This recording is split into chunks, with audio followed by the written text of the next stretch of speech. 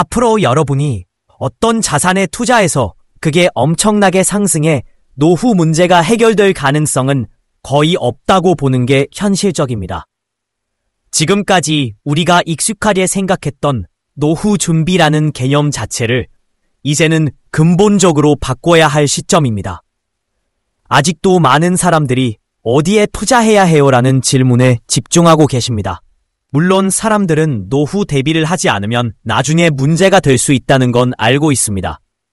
하지만 정작 제대로 준비하지 못하는 이유들도 분명히 존재하죠.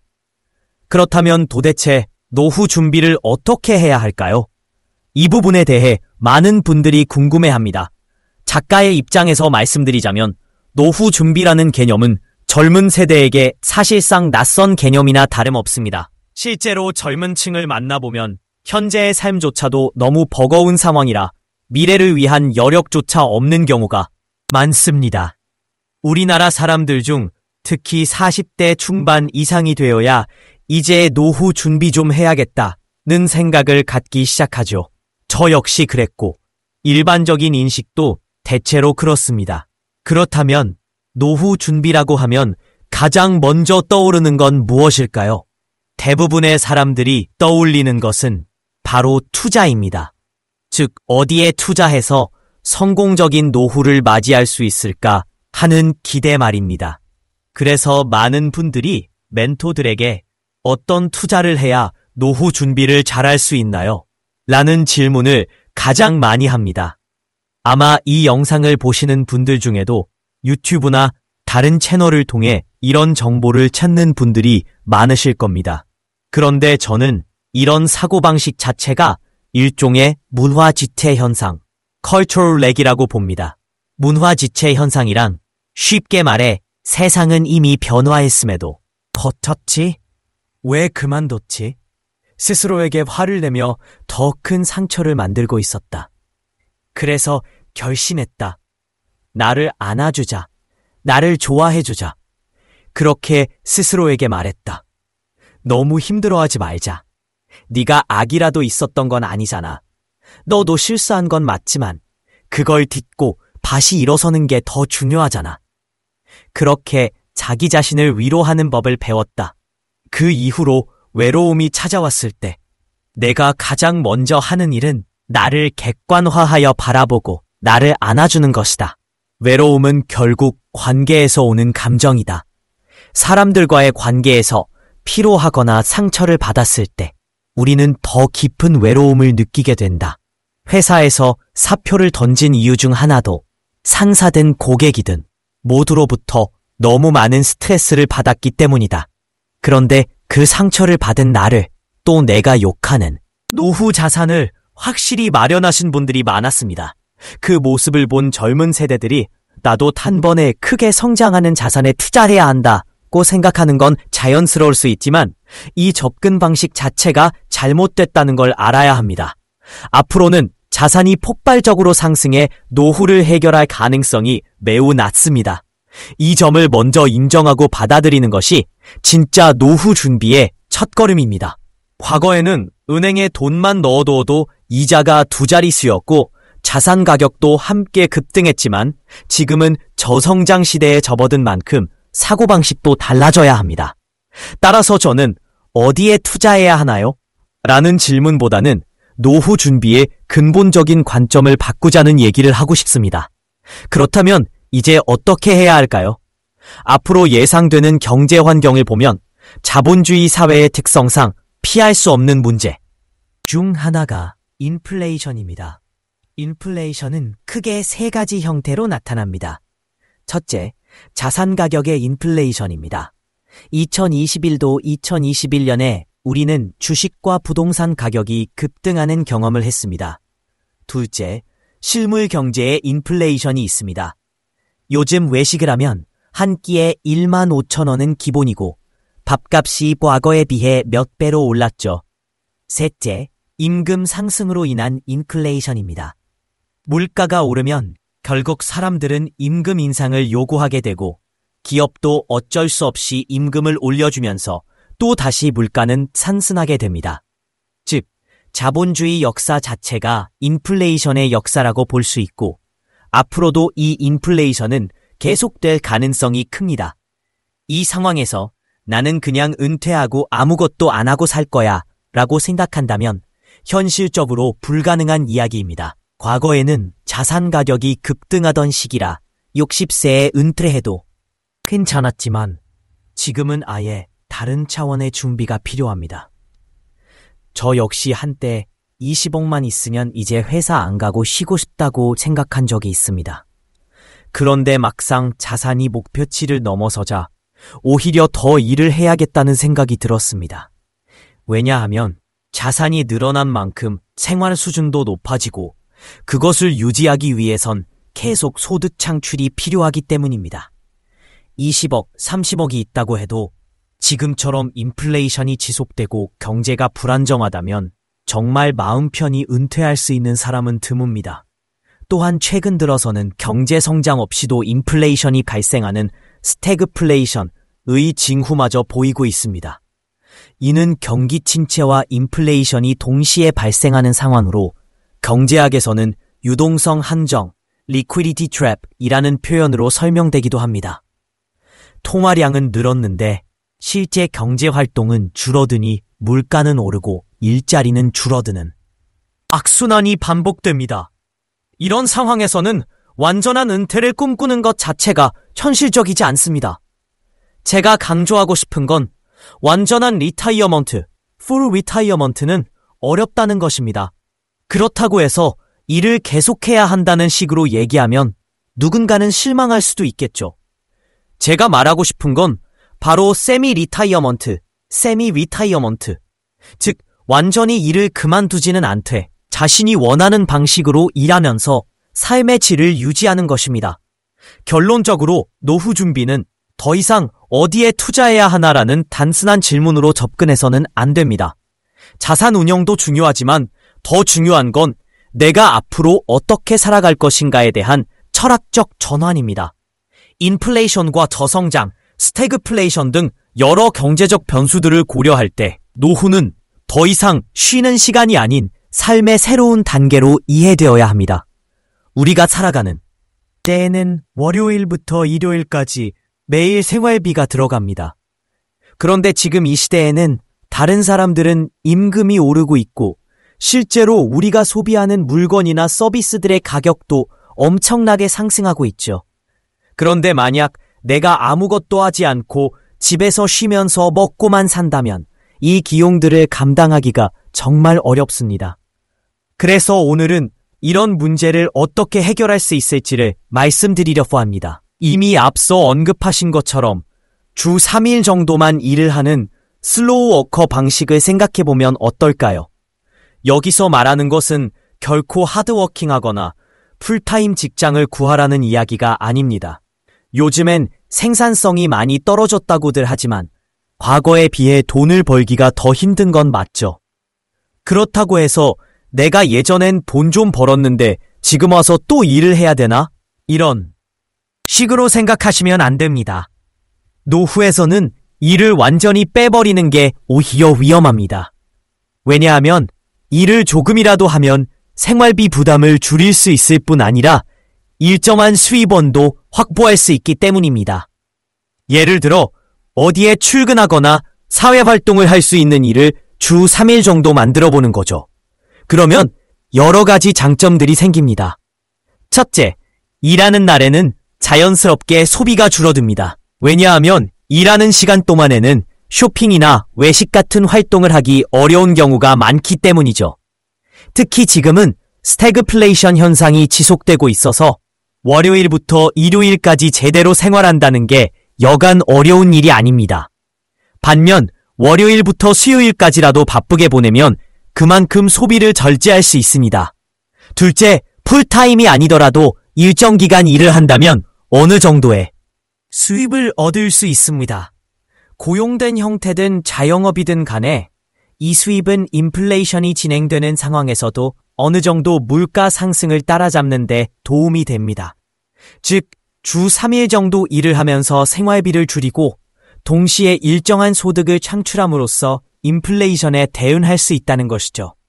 그렇게 하다 보면 남은 4일 동안은 여유롭게 여가를 즐길 수도 있습니다. 오히려 경제적 부담이 줄어들기 때문에 더 편안하고 풍족하게 보낼 수 있게 되는 것입니다. 물론 이렇게 하기 위해서는 노후 준비가 선행되어야 합니다. 그리고 노후 준비란 결국 현금 흐름을 만드는데 초점을 맞춰야 합니다. 과거에는 자산 규모만 크면 된다고 생각했습니다. 예를 들어 10억, 20억, 30억만 있어도 은퇴해서 잘 살 수 있다고 믿었죠. 하지만 지금은 상황이 달라졌습니다. 자산 가치가 불안정해지고 있으며 단순히 자산의 금액보다는 매달 일정하게 들어오는 수익, 즉 현금 흐름이 중요해졌습니다. 그러므로 여러분께서는 우선 자신의 노후 생활비를 정확히 계산해 보시는 것이 필요합니다. 저 역시 매주 생활비를 계산하는데 이유는 물가가 너무 빠르게 올라가기 때문입니다. 이전에 계산했던 금액이 얼마 지나지 않아 이미 현실과 맞지 않게 되니까요. 오늘 제가 여러분께 간단한 계산 방법을 알려드릴게요. 노후 준비의 첫걸음은 바로 현재 내가 사용하고 있는 생활비를 정확히 아는 데 있습니다. 많은 분들이 궁금해하시죠. 내 노후 생활비가 얼마나 들까? 라고요. 그런데 정답은 사실 매우 간단합니다. 그것은 바로 지금 당신이 쓰고 있는 생활비입니다. 여기서 두 가지 경우를 나눠볼 수 있습니다. 하나는 아직 경제활동 중인데 노후 준비는 전혀 안 된 상태이며 아이들 교육도 끝나지 않아서 자신이 원하는 만큼 자유롭게 쓰지 못하고 엄청 절약하며 사는 분들. 또 하나는 비교적 여유 있게 한 달을 즐기며 사는 분들입니다.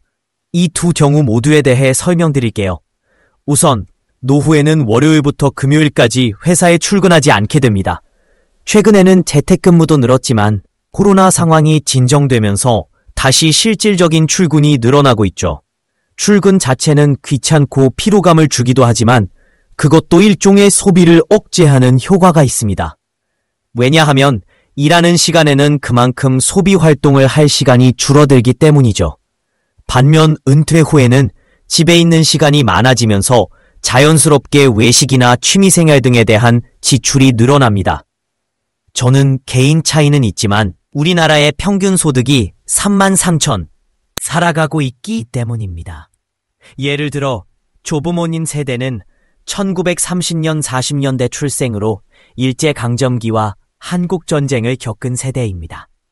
기본적으로 소비 성향도 보수적이며 디지털 환경에도 익숙하지 않아서 스마트폰이나 OTT, 여행 등에 대한 소비가 적었습니다. 하지만 1980년대 이후 출생한 우리 세대는 그렇지 않습니다. 따라서 과거 세대의 노후 생활 방식을 그대로 적용할 수는 없습니다. 결국 여러분은 먼저 자신의 노후 생활비를 정확히 계산해야 합니다. 예를 들어 월 500만 원이 필요하다고 계산되었다면 이제부터는 월급날마다 통장에 500만 원이 죽을 때까지 계속 입금되는 구조를 만들기 위해 무엇을 해야 할지를 고민해야 합니다. 이런 구조를 만들기 위해서는 단순히 자산을 모으는 것만으로는 부족합니다. 왜냐하면 2021년 이후로 자산 가격이 크게 하락하는 경험을 하셨을 텐데요. 자산은 살아가고 있기 때문입니다. 예를 들어 조부모님 세대는 1930년 40년대 출생으로 일제강점기와 한국전쟁을 겪은 세대입니다. 기본적으로 소비 성향도 보수적이며 디지털 환경에도 익숙하지 않아서 스마트폰이나 OTT, 여행 등에 대한 소비가 적었습니다. 하지만 1980년대 이후 출생한 우리 세대는 그렇지 않습니다. 따라서 과거 세대의 노후 생활 방식을 그대로 적용할 수는 없습니다. 결국 여러분은 먼저 자신의 노후 생활비를 정확히 계산해야 합니다. 예를 들어 월 500만 원이 필요하다고 계산되었다면 이제부터는 월급날마다 통장에 500만 원이 죽을 때까지 계속 입금되는 구조를 만들기 위해 무엇을 해야 할지를 고민해야 합니다. 이런 구조를 만들기 위해서는 단순히 자산을 모으는 것만으로는 부족합니다. 왜냐하면 2021년 이후로 자산 가격이 크게 하락하는 경험을 하셨을 텐데요. 자산은 더 이상 과거처럼 안정적인 현금 흐름을 보장하지 못합니다. 이를 자산의 배신이라고 표현할 수 있죠. 더욱이 앞으로 우리가 마주할 미래는 자본주의가 성숙해짐에 따라 나타나는 몇 가지 특징들을 가지고 있습니다. 첫째, 초저성장. 둘째, 소득 양극화. 셋째, 스태그플레이션. 넷째, 반복되는 경제위기입니다. 경제위기를 해결하기 위해 돈을 푸는 정책이 반복되면서 자산 거품과 폭락이 반복되고 있습니다. 따라서 자산은 더 이상 변동성이 작고 안정적인 수익을 보장하는 존재가 아니게 된 것이죠. 그렇기 때문에 지금 우리가 해야 할 일은 사업체를 운영하거나 자영업을 시작하거나 혹은 나만의 역량을 키워서 스스로 수입을 창출할 수 있는 방법을 찾아야 한다는 것입니다. 이제는 자산의 규모보다 어떻게 하면 매달 일정한 현금 흐름을 만들 수 있을까라는 관점으로 생각을 전환해야 할 때입니다. 현금 흐름을 어떻게 창출할 것인가? 이 질문은 우리가 삶을 지속해 나가기 위해 반드시 고민해야 할 중요한 문제입니다. 지금 당장이라도 이에 대한 생각을 시작해야 합니다. 왜냐하면 그 고민의 연속 속에서 자연스럽게 자신의 일을 전문성 있게 다듬어 나갈 수 있고 나이가 든 후에도 꾸준히 일할 수 있는 슬로우 워커로서의 삶을 준비할 수 있기 때문입니다. 이 일이 사업이 되든 아니면 개인의 전문직으로서의 활동이 되든 상관없습니다. 다만 그것이 생계를 위한 경쟁 중심의 활동이 된다면 힘들 수밖에 없습니다.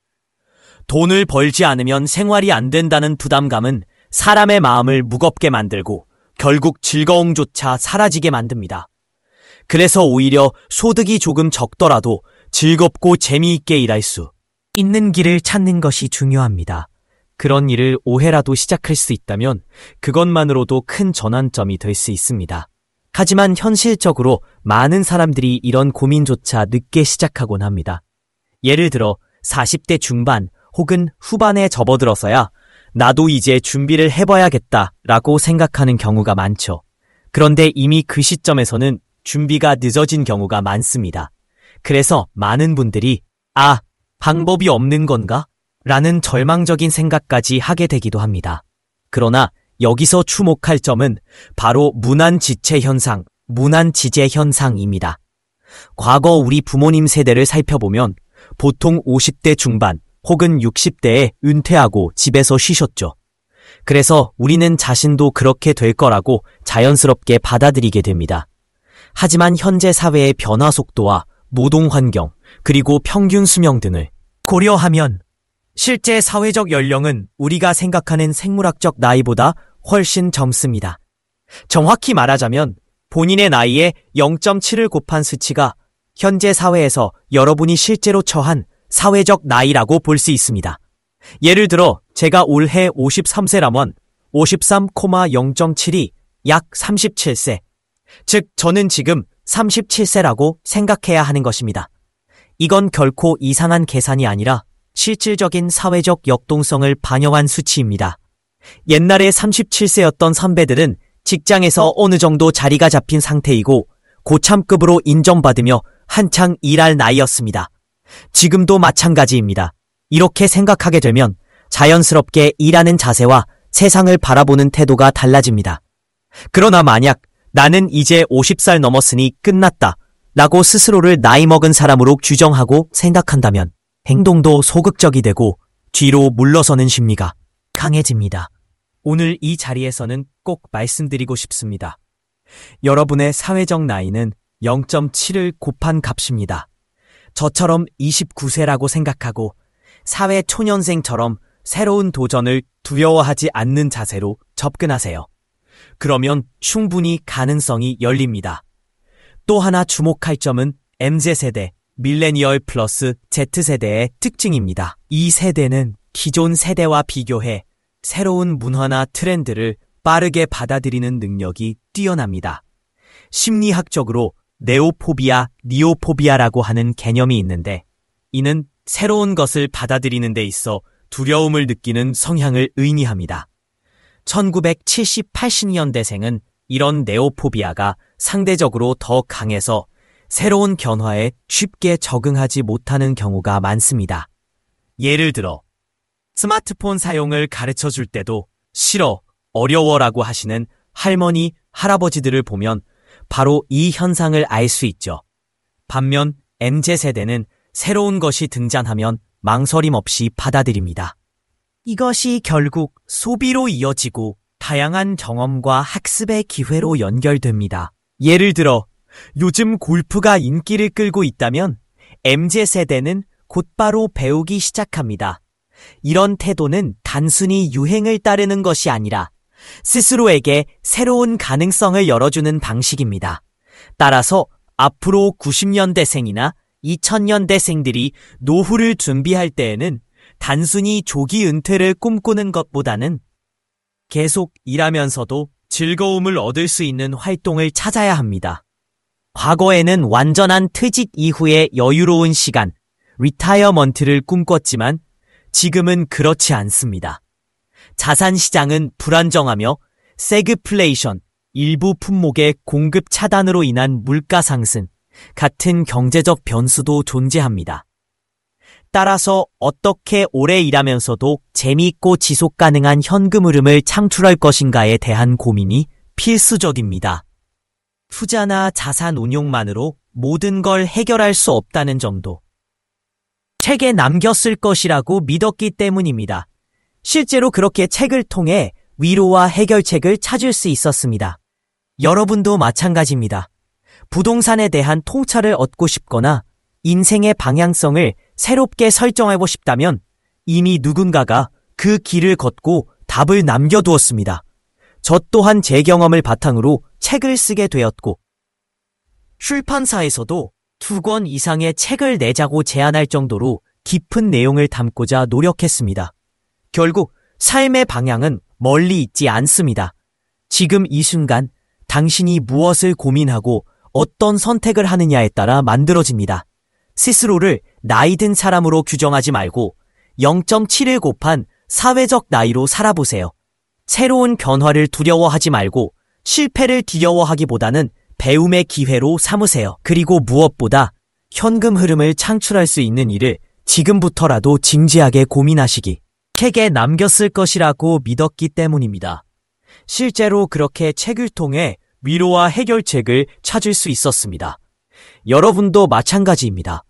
부동산에 대한 통찰을 얻고 싶거나 인생의 방향성을 새롭게 설정하고 싶다면 이미 누군가가 그 길을 걷고 답을 남겨두었습니다.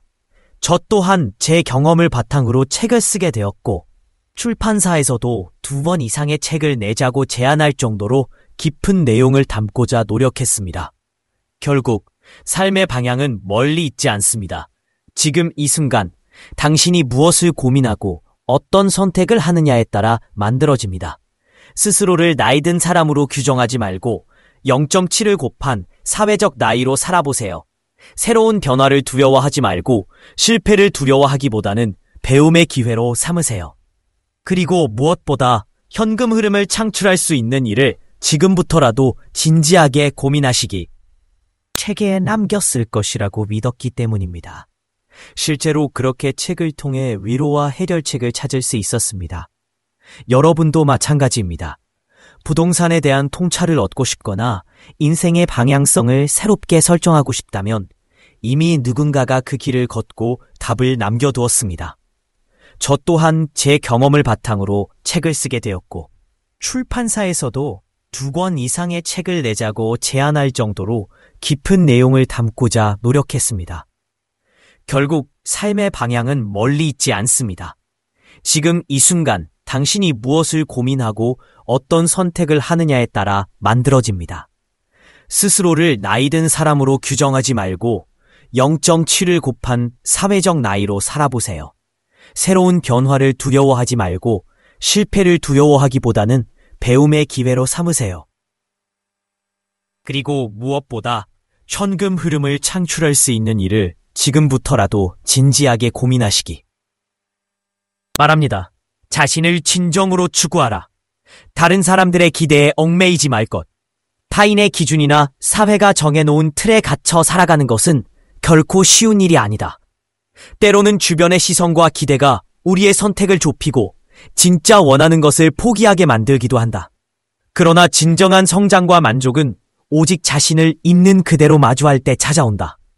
자신의 가치관과 신념, 열정을 우선시하며 살아야 하는 이유가 바로 여기에 있다. 생각하는 방식이 삶의 결과를 결정한다는 사실을 기억해야 한다. 마인드셋은 단순한 사고방식을 넘어 행동을 이끄는 원동력이다. 긍정적이고 성장지향적인 태도는 어려움 속에서도 새로운 가능성을 발견하게 하고 실패를 두려워하지 않고 도전하도록 용기를 준다. 오늘의 선택이 내일의 미래를 만든다. 아무리 멋진 꿈을 가지고 있어도 실행이 뒷받침되지 않으면 그것은 공상에 불과하다. 지금 바로 움직이는 것이 중요하다. 작게 시작하더라도 꾸준히 나아간다면 분명히 목표에 가까워질 수 있다. 실패를 두려워하는 마음은 누구나 가지고 있다. 하지만 실패는 끝이 아니라 또 다른 시작이라는 점에서 의미가 있다. 오히려 성공보다 더 많은 것을 배울 수 있는 기회이며 스스로의 한계를 넘어설 수 있는 계기가 된다. 진정으로 자신을 찾고 싶다면 주변의 시선에 흔들리지 말고 자신의 길을 당당히 걸어야 한다. 자신의 인생을 살아가기 위해 필요한 것은 결국 자신을 믿는 마음이다. 남들이 바라는 삶이 아닌 내가 진심으로 원하는 삶을 이루기 위해 오늘도 한 걸음씩 나아가자. 사실 저도 외로움을 느낄 때면 자연스럽게 서점이나 도서관으로 발길을 돌린다. 그렇게 외로움이다. 고독 같은 키워드로 검색만 해보면 정말 다양한 책들이 쏟아져 나오는데 그중 하나라도 집어들면 마음이 어느 정도 진정되는 경험을 자주 하게 된다. 처음엔 그냥 무작정 감정을 달래기 위한 방법이라고 생각했지만 시간이 지날수록 점점 확신이 들었다. 책이 답이다. 진짜로. 예를 들어 저는 정태익 선생님을 부동산 전문가로서가 아니라 저자로서 처음 알게 되었는데 그 당시에 읽었던 책 중에 부동산 공부를 하고 싶다면 반드시 30권 이상의 책을 먼저 읽어라 라는 문장이 있었다. 그 순간이 참 반가웠다. 왜냐하면 내가 평소에 늘 생각했던 게 바로 그거였기 때문이다. 어떤 분야든 그 주제에 대해 최소 30권 정도의 책을 읽고 나면 머릿속에 그 분야에 대한 기본적인 지식 체계가 잡히기 마련이다. 그래서 나는 외로움이나 고독이라는 주제에 대해서도 약 30권 정도의 책을 읽었다. 그리고 깨달았다. 왜 우리가 외로움을 부정적으로 받아들이는지, 그 감정이 어디서 오는지, 그리고 어떻게 다스릴 수 있는지를. 책을 통해 이해하게 된 외로움은 결코 피해야 할 감정이 아니라는 것이다. 오히려 자기와 깊이 마주할 수 있는 소중한 시간이 될 수 있다는 걸 알게 되면서 조금은 여유 있게 받아들일 수 있게 되었다. 요즘처럼 1인 가구가 증가하고 비혼주의자가 늘어나는 시대에는 더욱 외로움이 일상이 되어가고 있다. 예전에는 나는 결혼 안 할 거야 라고 단호하게 말하던 사람들이 이제는 결혼을 안 하는 게 아니라 못 하는 거예요 라고 말한다. 상황이 많이 변한 것이다. 앞으로 이런 외로움은 더욱 보편화될 가능성이 크다. 그 댓글들을 하나하나 다 읽으며 위로의 메시지를 찾으려 애썼다. 그런데 현실은 냉혹했다. 대부분은 악플 뿐이었고 겨우 100개 중에 몇 개 정도의 따뜻한 글이 있을 뿐이었다. 그러다 보면 결국 내가 정말 나쁜 사람이구나, 죽을 죄를 지은 것 같다는 생각까지 하게 되었다. 그때 책에서 본 문장을 떠올렸다. 가끔은 자신을 객관화해서 바라보는 연습이 필요하다. 그래서 실제로 그렇게 해봤다. 멀리서 나 자신을 바라보는 것이다. 그림을 그리듯 한 인간이 앉아있는데 온갖 욕을 먹고 회사를 그만두고 유튜브도 접고 명예도 권력도 다 잃은 채로 혼자 남겨져 있는 모습을 상상해봤다. 그러자 얼마나 처량하고 불쌍하게 보이던지. 그런데 문제는 그런 나를 또 내가 계속 욕하고 있다는 점이었다. 왜 이렇게 그 댓글들을 하나하나 다 읽으며 위로의 메시지를 찾으려 애썼다. 그런데 현실은 냉혹했다. 대부분은 악플뿐이었고 겨우 100개 중에 몇 개 정도의 따뜻한 글이 있을 뿐이었다. 그러다 보면 결국 내가 정말 나쁜 사람이구나. 죽을 죄를 지은 것 같다는 생각까지 하게 되었다. 그때 책에서 본 문장을 떠올렸다. 가끔은 자신을 객관화해서 바라보는 연습이 필요하다. 그래서 실제로 그렇게 해봤다. 멀리서 나 자신을 바라보는 것이다. 그림을 그리듯 한 인간이 앉아 있는데 온갖 욕을 먹고 회사를 그만두고 유튜브도 접고 명예도 권력도 다 잃은 채로 혼자 남겨져 있는 모습을 상상해봤다. 그러자 얼마나 처량하고 불쌍하게 보이던지. 그런데 문제는 그런 나를 또 내가 계속 욕하고 있다는 점이었다. 왜 이렇게 못 버텼지? 왜 그만뒀지? 스스로에게 화를 내며 더 큰 상처를 만들고 있었다. 그래서 결심했다. 나를 안아주자. 나를 좋아해주자. 그렇게 스스로에게 말했다. 너무 힘들어하지 말자. 네가 악이라도 있었던 건 아니잖아. 너도 실수한 건 맞지만 그걸 딛고 다시 일어서는 게 더 중요하잖아. 그렇게 자기 자신을 위로하는 법을 배웠다. 그 이후로 외로움이 찾아왔을 때 내가 가장 먼저 하는 일은 나를 객관화하여 바라보고 나를 안아주는 것이다. 외로움은 결국 관계에서 오는 감정이다. 사람들과의 관계에서 피로하거나 상처를 받았을 때 우리는 더 깊은 외로움을 느끼게 된다. 회사에서 사표를 던진 이유 중 하나도 상사든 고객이든 모두로부터 너무 많은 스트레스를 받았기 때문이다. 그런데 그 상처를 받은 나를 또 내가 욕하는 건 더 큰 고통이었다. 그래서 다짐했다. 나를 더 이상 욕하지 말자. 나를 좋아해주자. 나를 안아주자. 이것이야말로 외로움을 이기는 가장 강력한 방법이라는 걸 깨달았다. 외로움의 끝은 결국 나 자신이 나를 외롭게 만든다는 사실이다. 그런 악순환에 빠지기 전에 나를 객관화하고 나를 이해하고 나를 위로하는 습관이 필요하다. 마치 멀리서 찾아온 친구처럼 나 자신을 대할 수 있으면 좋겠다. 물론 이건 쉽지 않은 일이다. 멘탈 관리를 한다는 건 매일매일의 작은 전쟁에서 이겨내는 일이다. 악플이나 비판에 초연해지기까지는 시간이 걸린다. 저도 8년 동안 그랬다. 그래도 결국은 이만하면 괜찮다는 마음이 중요하다는 걸 배웠다. 퇴직하고 나서도 아직 직장 다니는 친구를 보며 스스로를 한심하게 느낄 때가 있다. 나이가 든다고 건강이 걱정되어 친구들과 비교하며 자책할 때도 있고 경제적으로 여유 있는 사람을 보며 스스로를 미워할 때도 있다. 하지만 이럴 때일수록 마음속에 한마디를 새긴다. 이만하면 괜찮다. 아침 8시에 출근 준비로 바쁜 친구들과 달리 나는 집에서 여유롭게 하루를 시작할 수 있다. 몸은 여기저기 쑤시고 아프지만 아직 숨은 쉬고 있고 양재천도 가고 탁구도 칠 수 있다. 스매싱은 어렵더라도 리시브는 잘 받아낼 수 있다. 초보보다는 낫지. 경제적으로 넉넉하진 않지만 당장 굶어 죽을 정도는 아니다. 이 정도면 괜찮다고 생각하는 순간 마음이 조금은 가벼워진다. 제가 좋아하는 영어 표현이 있다. Hope for the best, expect the worst. 최악을 각오하면서도 최선을 기대하는 마음. 그게 멘탈 관리의 핵심이다. 이것을 나쁘게 말하면 정신승리일 수 있다. 하지만 요즘 같은 시대에는 정신승리라도 해야 산다.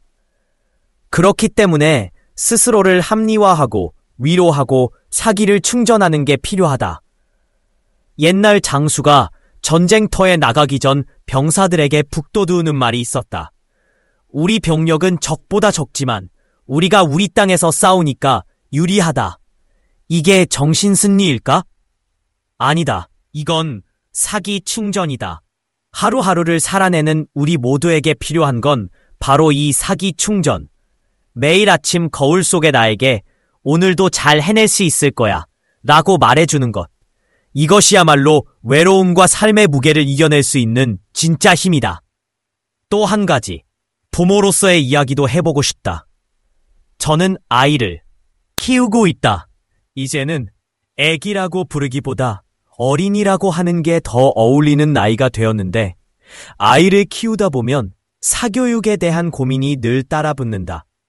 특히나 시청자 중에는 부모님들도 많기 때문에 이런 고민을 많이들 하신다. 처음엔 단순히 학습지로 시작했다가 어느새 월급을 거의 사교육비에 다 투입하게 되는 경우도 많다. 아이가 계속 요구하면 멈출 수 없는 폭주 기관차처럼 계속 가야만 하고 대학까지 보내고 나면 노후 준비는 손도 못 댄 채인 경우도 생긴다. 그리고 막상 아이가 취업은 했다고 해도 그 아이가 부모의 노후를 책임질 형편이 아닌 경우도 많다. 요즘은 아이도 지하 가구, 지역사회 밑바닥 계층로 전락할 수도 있는 시대이다. 이런 상황에서 자식에게 노후를 의탁하는 건 더 이상 현실적이지 않다. 오히려 그 자체로 부모로서의 책임을 방치하는 것일 수도 있다. 중년의 시절에 들어서면 누구나 이런 딜레마에 빠지기 쉽다. 얼마 전에 들은 이야기가 있다. 10년 전쯤 형제가 있는 한 가정에서 아이들이 공부를 잘하지 못했다. 아버지는 아이들이 학원에 다니는 걸 싫어하고 선행학습도 하지 않는 걸 보고 고민에 빠졌다. 그러던 중 캐나다에서는 수학학원이 한국처럼 강압적이지 않다는 얘기를 듣고 아이들과 함께 캐나다로 보냈다. 집을 팔고 월세를 내며 1억 정도를 매년 투자하면서 아이들을 해외에서 키우기 시작했다. 하지만 시간이 지나고 보니 아이들은 여전히 공부에 흥미를 가지지 않았고 부모는 재정적으로도 크게 고갈되었다. 이런 이야기는 참 마음이 아프다. 부모의 마음은 이해되지만 자식을 위한 희생이 결국 자녀에게도 부모에게도 부담이 되는 경우가 많다는 걸 보여주는 사례다. 그렇기 때문에 부모라면 자신의 삶과 자녀의 삶을 분명히 구분하는 것이 중요하다. 자녀의 미래를 책임지려는 마음도 좋지만 동시에 자신의 노후 역시 스스로 준비해야 한다는 점을 잊지 말자. 외로움을 이기고 삶의 중심을 잡기 위해서는 무엇보다 자신을 먼저 사랑하는 것이 우선이다. 책을 읽고 마음을 다잡고 스스로에게 따뜻한 위로의 말을 건네며 나 자신을 돌보는 일, 그것이야말로 진정한 자기계발이고 행복한 삶의 시작이다. 진짜로 2년, 3년이 지났는데요. 처음에 아이들이 국내에서 공부가 잘 안 되니까 캐나다 가서 영어로 공부하면 더 잘할 수 있지 않을까? 라는 생각으로 보낸 거죠. 하지만 현실은 그렇지 않아요. 오히려 돌아와서도 학교 입학 자체가 어려워졌다는 겁니다. 대입도 불가능한 상태이고 결국 24살, 25살이 된 아이들은 아무런 진로도 없는 상태에서 방황하게 됩니다. 그러면서도 아이들은 계속 이런 말을 하죠. 그래도 난 캐나다가 좋아. 다시 보내줘. 거기 가서 식당이라도 하나 차릴게. 막연하게 캐나다를 이상화하며 한식집이나 밥벙어 같은 걸 하겠다는 얘기를 하는 거예요. 그런데 현실은 이미 재정적으로 여유가 없으니 다시 보낼 수도 없는 상황이죠. 그렇게 시간이 흐르고 부모의 노후 계획도 무너지고 결국 아빠는 참다 못해 22살, 25살인 두 아들을 집에서 쫓아냅니다. 야, 나 이제 너희들 뒷바라지 못해줄 거야. 네가 알아서 살아. 솔직히 말씀드리면 이 아빠의 행동은 너무 극단적이었다고 생각해요. 사실은 아빠 본인의 자존심과 욕망, 돌아와서도 학교 입학 자체가 어려워졌다는 겁니다. 대입도 불가능한 상태이고 결국 24살, 25살이 된 아이들은 아무런 진로도 없는 상태에서 방황하게 됩니다. 그러면서도 아이들은 계속 이런 말을 하죠. 그래도 난 캐나다가 좋아. 다시 보내줘. 거기 가서 식당이라도 하나 차릴게. 막연하게 캐나다를 이상화하며 한식집이나 밥버거 같은 걸 하겠다는 얘기를 하는 거예요. 그런데 현실은 이미 재정적으로 여유가 없으니 다시 보낼 수도 없는 상황이죠. 그렇게 시간이 흐르고 부모의 노후 계획도 무너지고 결국 아빠는 참다 못해 22살, 25살인 두 아들을 집에서 쫓아냅니다. 야, 나 이제 너희들 뒷바라지 못해줄 거야. 네가 알아서 살아. 솔직히 말씀드리면 이 아빠의 행동은 너무 극단적이었다고 생각해요. 사실은 아빠 본인의 자존심과 욕망 때문에 아이들을 보낸 거예요. 초기에는 아이들이 중학교 들어가자마자 성적이 좋지 않았고 상위권 학교에도 못 갈 것 같았습니다. 주변 사람들이 네 아들 어디 갔어? 라고 물으면 자존심이 상해서 그런지 그냥 캐나다 유학 보냈다, 라고 말하는 게 보기에는 훨씬 좋잖아요. 그렇게 보낸 거예요. 그런데 아이들이 20대가 되어서 집에서 방만 들여다보고 있자 이번엔 이 모습이 주변 눈치 때문에 창피해서 내쫓은 거죠. 이 모든 상황에서 제가 가장 안타깝게 생각하는 건 두 가지입니다. 첫째, 미성년인 어린 자녀에게 삶의 방향을 강요했다는 점입니다. 넘어서 자기 의사로 선택해서 해외로 가는 건 몰라도 어린 나이에 부모 마음대로 결정해서 보낸 건 문제가 있어요.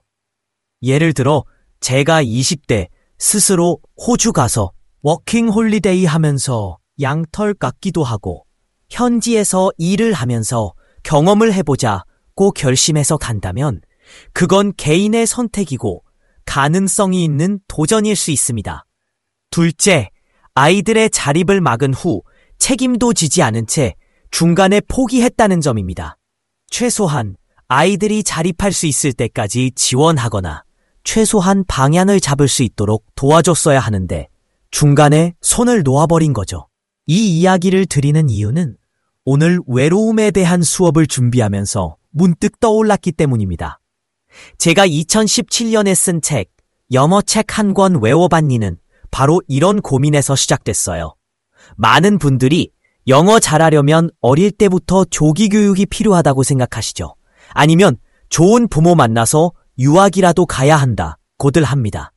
하지만 저는 공대 출신에 석탄 채굴 관련 공부만 하다가 나중에 혼자 독학으로 영어를 시작해 통역사가 되었어요.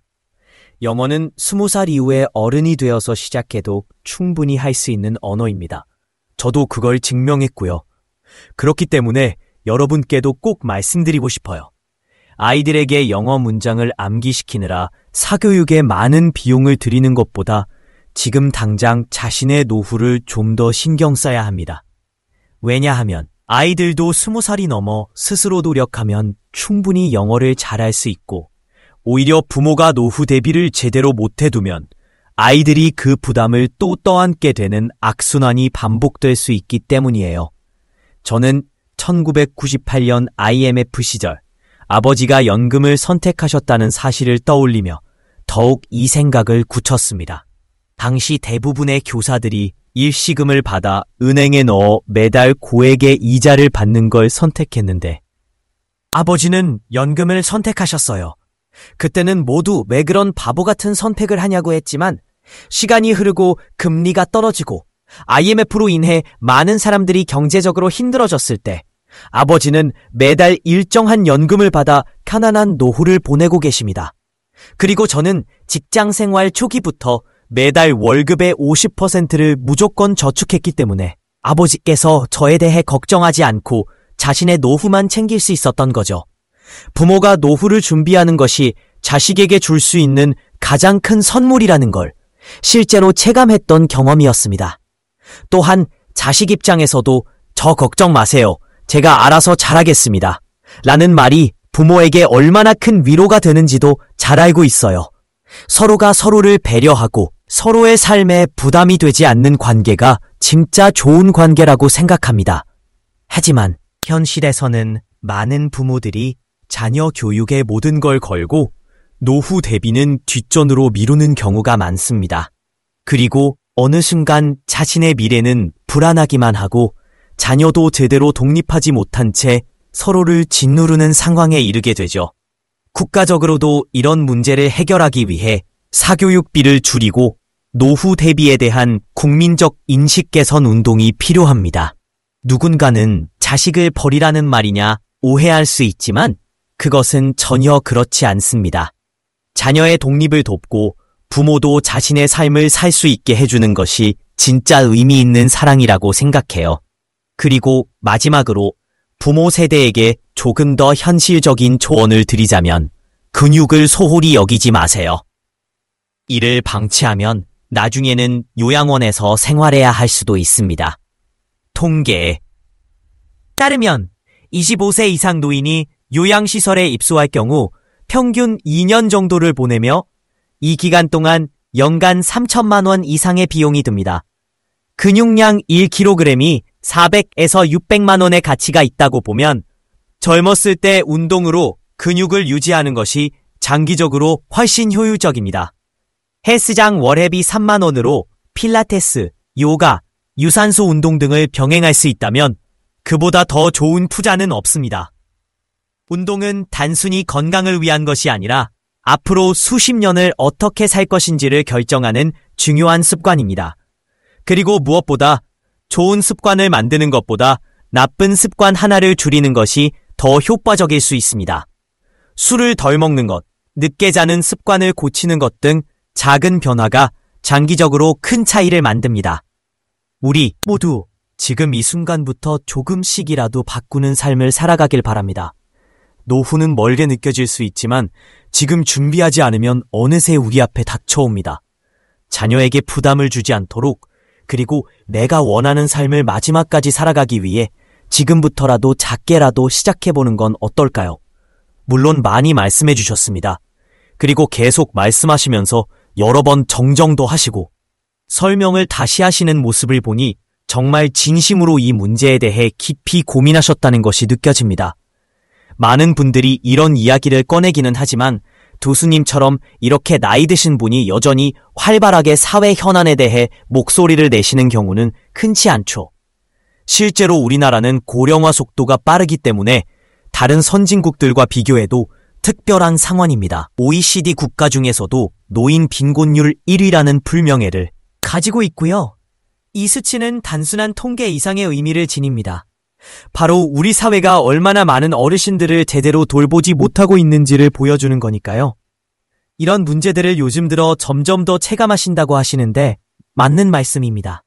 나이를 먹다 보면 세상을 바라보는 시각도 달라지고 젊었을 때는 몰랐던 것들이 하나둘 보이게 되죠. 고은 시인의 시처럼 오를 때는 보지 못했던 꽃을 내려올 때에서야 비로소 발견하게 되는 법이니까요. 수명이 늘어나면서 인생 100세 시대가 현실이 되었습니다. 과거에는 회갑잔치, 칠순잔치 같은 인생의 중요한 순간들을 기념하는 문화가 있었지만 이제는 그런 것도 사라지고 있습니다. 인생 70고려라는 말이 있듯이 예전부터 70살까지 사는 것도 어렵다고 했는데 성경에서는 강건하면 70이고 약간 건강하면 90까지 산다고 했죠.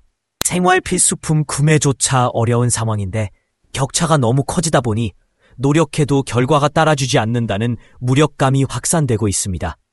실제로 조사에 따르면 자신의 집을 갖지 못할 것 같다는 생각에 일할 의욕마저 잃은 사람들도 적지 않습니다.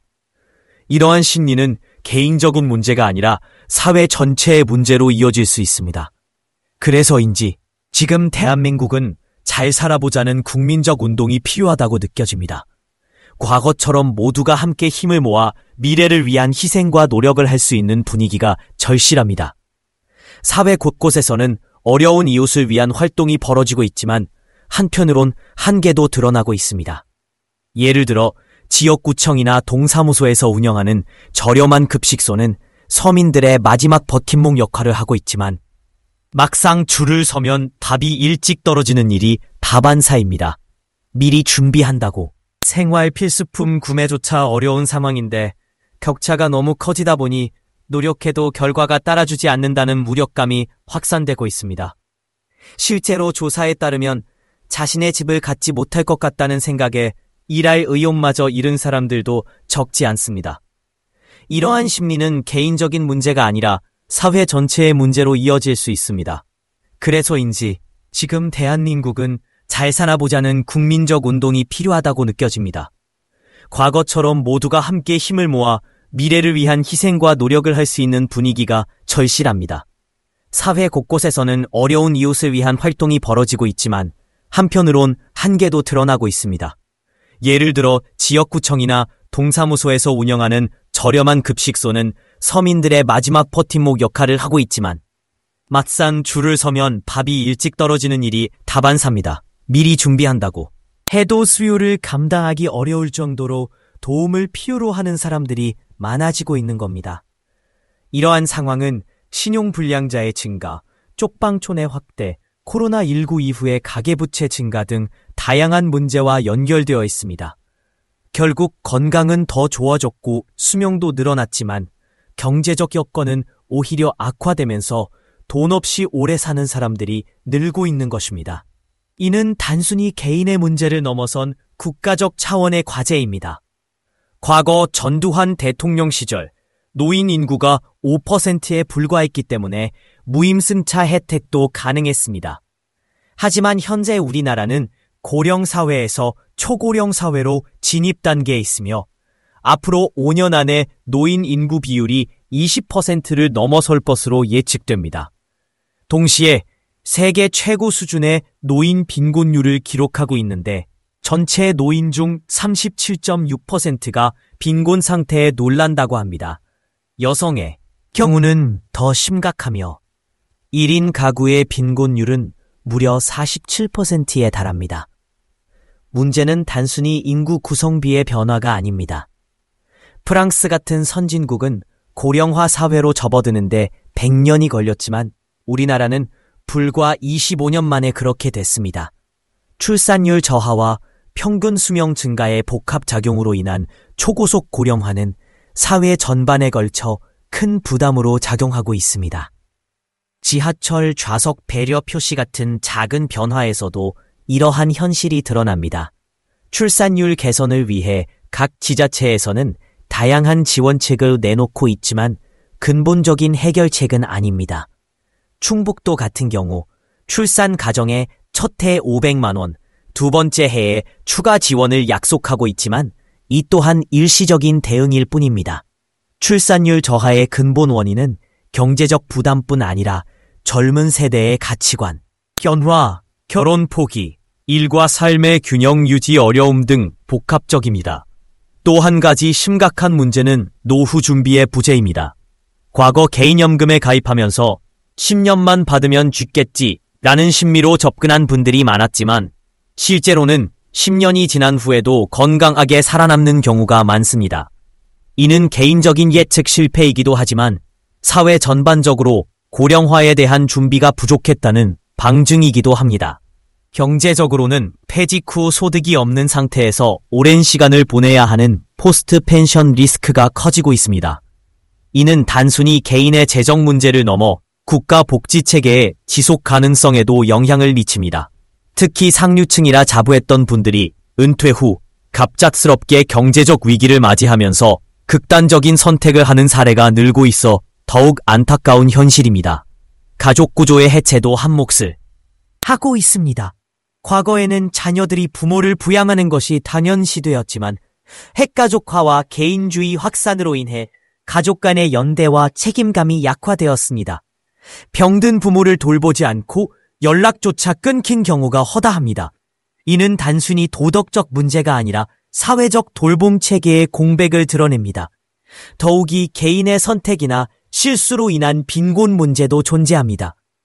도박, 불법 행위, 음주운전 등 자기 책임적인 요소가 포함된 행동은 사회적 논란의 중심에 서 있습니다. 그러나 이 모든 문제를 개인 탓으로 돌릴 수만은 없습니다. 사회 전체가 어떻게 교육하고 어떤 기회를 제공했는지도 중요한 질문입니다. 교육 측면에서도 우리는 아직 부족합니다. 유대인들은 아이들에게 경제 교육을 아주 어린 시절부터 시작합니다. 반면 우리는 학교에서 경제 개념이나 재테크에 대해 거의 가르치지 않습니다. 단순히 학벌만. 그러나 현실에서는 물고기조차 제대로 주지 못하고 낚는 법도 제대로 가르치지 못하는 상황입니다. 결국 오래 사는 것은 리스크이며 그 자체로도 충분히 무겁습니다. 가난, 질병, 외로움, 소외감 등이 동반되면 더더욱 그렇습니다. 저는 아버지를 4년간 간병하면서 그 무게를 직접 경험했습니다. 누군가는 악어 농장에서 80년을 산 악어처럼 외롭게 오래 사는 것도 또 하나의 고통일 수 있습니다. 그래서 더더욱 노후 준비는 필수적입니다. 단순히 연금에 의존하는 것이 아니라 자신의 자산을 어떻게 관리할 것인지, 어떤 기술을 익혀 일할 수 있는 기간을 늘릴 것인지, 어떻게 소비와 저축을 조절할 것인지에 대한 전략이 필요합니다. 무엇보다도 절박함과 간절함이 동반되어야 합니다. 흐름에 맡기고 유행에 휩쓸리면 안 됩니다. 교육과 인식의 변화, 정책적 지원, 그러나 현실에서는 물고기조차 제대로 주지 못하고 낚는 법도 제대로 가르치지 못하는 상황입니다. 결국 오래 사는 것은 리스크이며 그 자체로도 충분히 무겁습니다. 가난, 질병, 외로움, 소외감 등이 동반되면 더더욱 그렇습니다. 저는 아버지를 4년간 간병하면서 그 무게를 직접 경험했습니다. 누군가는 악어 농장에서 80년을 산 악어처럼 외롭게 오래 사는 것도 또 하나의 고통일 수 있습니다. 그래서 더더욱 노후 준비는 필수적입니다. 단순히 연금에 의존하는 것이 아니라 자신의 자산을 어떻게 관리할 것인지, 어떤 기술을 익혀 일할 수 있는 기간을 늘릴 것인지, 어떻게 소비와 저축을 조절할 것인지에 대한 전략이 필요합니다. 무엇보다도 절박함과 간절함이 동반되어야 합니다. 흐름에 맡기고 유행에 휩쓸리면 안 됩니다. 교육과 인식의 변화, 정책적 지원, 개인의 노력이 모두 조화를 이룰 때 비로소 오래 사는 것이 축복이 될 수 있습니다. 사는 것 자체가 리스크가 아닌 사는 동안 행복할 수 있는 삶을 만들기 위해서는 지금부터라도 사회 전체가 함께 고민해야 할 때입니다. 경제활동을 하지 않고 다른 소득원이 없다면 빈곤은 자연스러운 결과입니다. 이건 너무도 당연한 이야기죠. 그런데 왜 사람들은 그 당연한 사실을 당연하게 받아들이지 못할까요? 앞서 말했듯이 많은 사람들이 절박함을 느끼지 않기 때문입니다. 현실의 무게를 피부로 느껴보지 않았기 때문에 아직도 노후 준비나 경제 자립에 대해 무관심하거나 낙관적인 시선을 가질 수 있는 거죠. 오늘날에는 수명이 늘어나면서 노인이라는 개념 자체가 바뀌었습니다. 예전 같으면 60세만 돼도 노인으로 분류됐겠지만 지금은 70대 중반까지 건강하게 일할 수 있는 분들도 많습니다. 고속도로 톨게이트에서 일을 하는 분들 중에도 어르신들이 많잖아요. 차량 정체가 심할 때 보면 박스에 앉아서 일을 하시는 모습이 보이기도 합니다. 제가 어릴 적엔 제 아버지가 그런 일로 돈을 벌어 우리 가족을 먹여 살렸다는 얘기를 들었어요. 그 돈을 다 쓰지는 않고 저축해서 후에 썼다고 하더라고요. 하지만 저는 그 시절을 지나며 어떤 착각을 했던 것 같습니다. 당시에는 그렇게 생활하는 것이 특별해 보였지만 요즘은 노인분들도 대부분 경제활동을 하고 계시는 게 현실입니다. 그렇기 때문에 이제는 노인도 일을 한다는 생각을 당연하게 받아들여야 해요. 노후에 어느 정도의 수입이 있어야 기본적인 삶을 유지할 수 있잖아요. 그렇다면 그 기준은 어떻게 될까요? 저는 대략적으로 우리나라 전체 소득 중 중위소득 수준을 기준으로 삼는 게 좋다고 생각합니다. 통계청 자료를 보면 가구 기준으로 우리나라 중위소득은 약 326만 원 정도예요. 이 금액은 국민 전체 소득 분포의 중간값이기 때문에 이 정도는 있어야 기본적인 생활을 할 수 있지 않을까 생각합니다. 공무원이나 안정된 직업을 가지신 분들은 월급이 300만 원 이상 나오기 때문에 다른 재산이 없더라도 이 수준의 소득은 확보되어 있을 수 있습니다. 부동산을 보유하고 계신 분들은 월세 소득으로, 금융자산이 있는 분들은 이자나 배당금 같은 형태로 소득을 얻을 수 있죠. 근로소득이 있는 분들은 일하면서 살아갈 수도 있고 자식이 효도를 잘 해주는 경우도 있으니 그쪽에서 도움을 받을 수도 있겠죠. 하지만 10억이 필요하냐, 7억이 필요한가? 이런 질문에는 명확한 답이 어렵습니다. 우선 그런 자산을 가진 사람이 많지도 않거니와 상황마다 달라질 수 있기 때문이죠. 결국 중요한 건 월소득입니다. 월급처럼 매달 들어오는 현금 흐름이 있어야 생활이 가능하기 때문입니다. 앞서 말했다시피 중위소득인 326만 원으로 두 사람이 생활하려면 어떻게 계획을 세워야 할지를 고민해야 해요. 중간소득이니까 전국 평균 물가 지역에서는 그럭저럭 살아갈 수 있겠지만 서울처럼 물가가 비싼 곳에서는 상대적으로 부족할 수 있어요. 하지만 그럼에도 불구하고 상황에 맞춰 사는 것이 가장 중요합니다. 제가 퇴직 예정자들을 대상으로 강의를 할 때 보면 이런 질문들이 많이 나옵니다. 퇴직금 2억 원 받았는데 주식에 투자해서 노후 자금을 만들 수 있을까요? 이런 질문을 들으면 오히려 걱정이 되죠. 나이 든 상태에서 위험한 투자를 시도하다가 큰 손실이 생기면 회복하기 어렵기 때문입니다. 그래서 저는 그런 분들에게 본인의 자산과 소득 수준에 맞춰 살아가는 방법을 알려드리고 꼭 투자보다는 적정한 생활 방식을 만드는 게 더 중요하다고 말씀드려요. 우리나라는 아직 선진국에 비해 이런 인식이 다소 부족한 편입니다. 실제로 50대 후반에 퇴직을 앞두고 있는 분들 중에는 지금이라도 투자를 해서 자산을 불려보겠다는 생각을 가진 분들이 많더라고요. 통계청 자료를 보면 우리나라 50대 가구의 평균 총 자산은 약 5억 6,700만 원 정도입니다. 여기서 부채 평균 약 1억 74만 원을 제외하면 순자산은 약 4억 6천만 원 정도인데 이걸 보면 꽤 여유롭게 노후를 보내지 않을까 생각할 수 있습니다. 하지만 문제는 그 자산 중 상당 부분이 집이라는 점입니다. 집값이 약 4억 5,450만 원이니까 실제 유동성 있는 자산은 겨우 6,100만 원 정도밖에 남지 않죠. 이 돈으로 앞으로 30년을 살아야 한다면 얼마나 조급할까요? 그래서인지 주식 투자나 코인에 손을 대는 분들도 많습니다. 통화 개미들의 연령층이 점점 올라가고 있는 것도 이런 맥락이죠. 하지만 이런 상황에서 집을 팔아서라도 생활비를 마련해야 할 수도 있는데 일본처럼 집값이 하락하는 상황이 오면 큰일입니다. 전 재산이 집 하나뿐인데 그것마저 가치가 떨어지면 노후 생활은 더욱 불안해질 수밖에 없습니다. 선진국 같은 경우는 자산이 없어도 최소한의 생활비는 연금으로 보장받을 수 있지만 우리나라는 공무원이나 군인, 교사 등 일부 계층을 제외하면 일반 국민들에게는 그게 어렵습니다. 국민연금을 받는 사람들 중에서도 65세 이상 고령자 중에서 노령연금을 10에서 20만 원이라도 받는 사람은 전체의 54%에 불과합니다. 이것이 바로 현재 우리의 현실입니다. 따라서 이런 비분들을 보완할 수 있는 제도들이 필요합니다. 주택연금 같은 게 거의 유일한 대안이라고 볼 수 있죠. 그래서 저는 노후 준비는 나이 들어서 시작하는 건 사실상 어렵다고 생각합니다. 진짜로 철저히 준비하려면 30대, 40대, 늦어도 50대부터 시작해야 해요.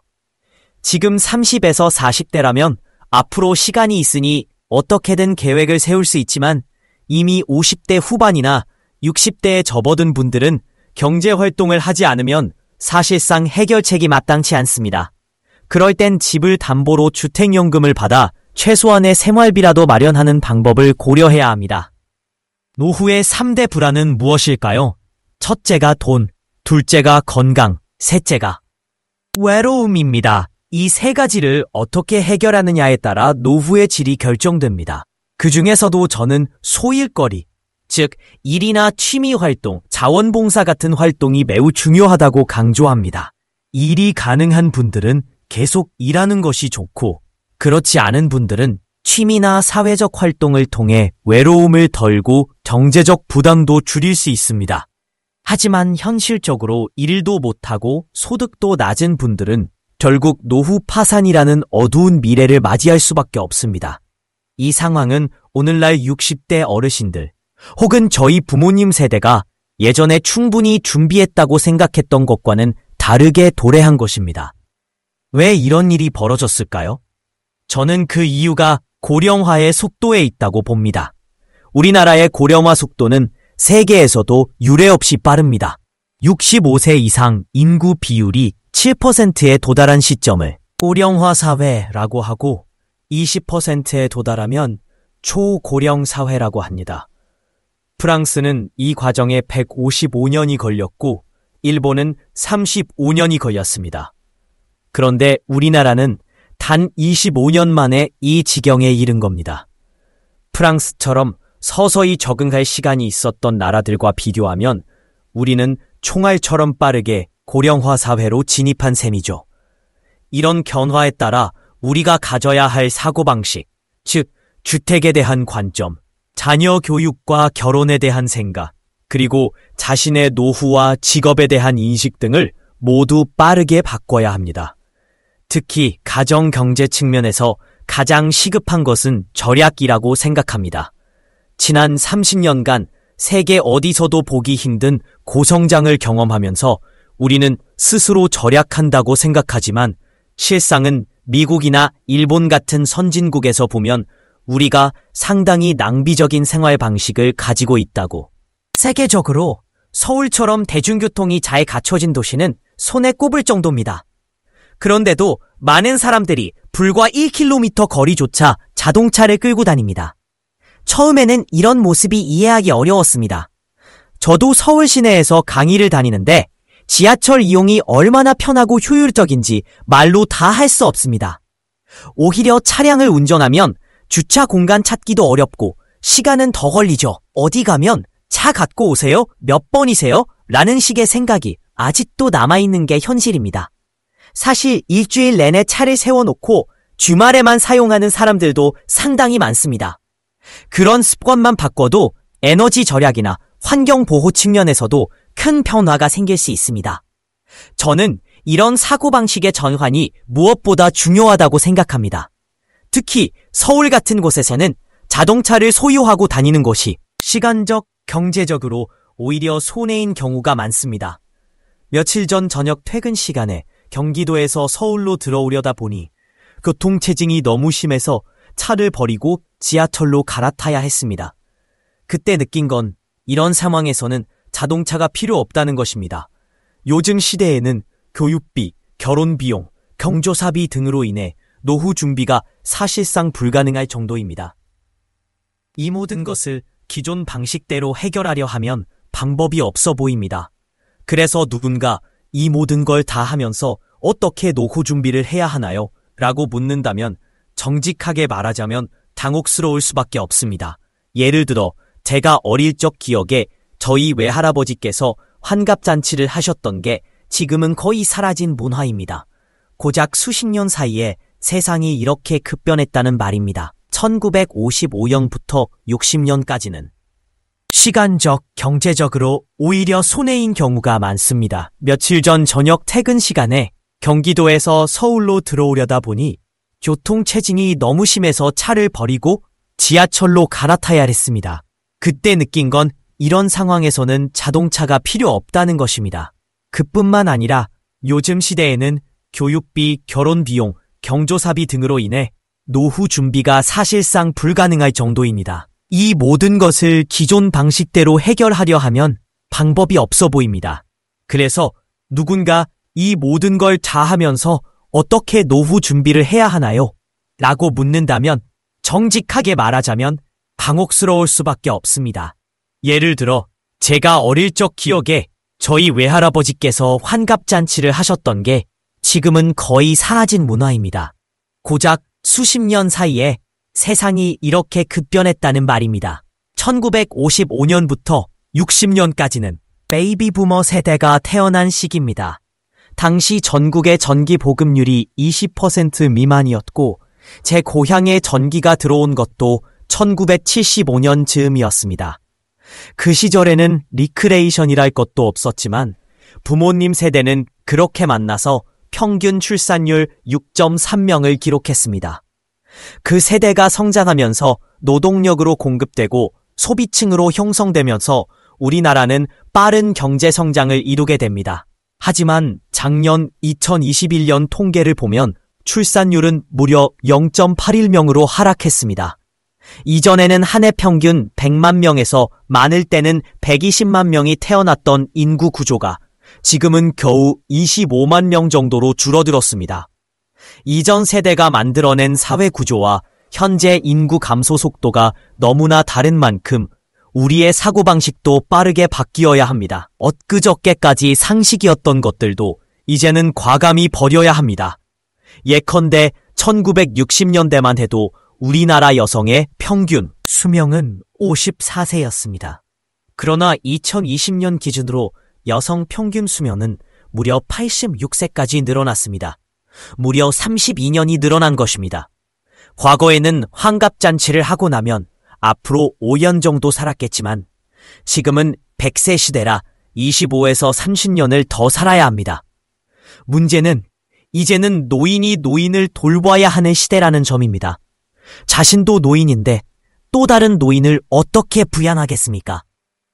옛날 방식의 사고방식은 더 이상 유효하지 않습니다. 자식들이 여럿 있었던 시절에는 6명이 부양해야 할 노부모 한 분을 감당할 수 있었지만 지금은 자녀 없는 가정도 많습니다. 하지만 동시에 우리나라는 자녀 양육에 막대한 비용을 들이는 나라 중 하나입니다.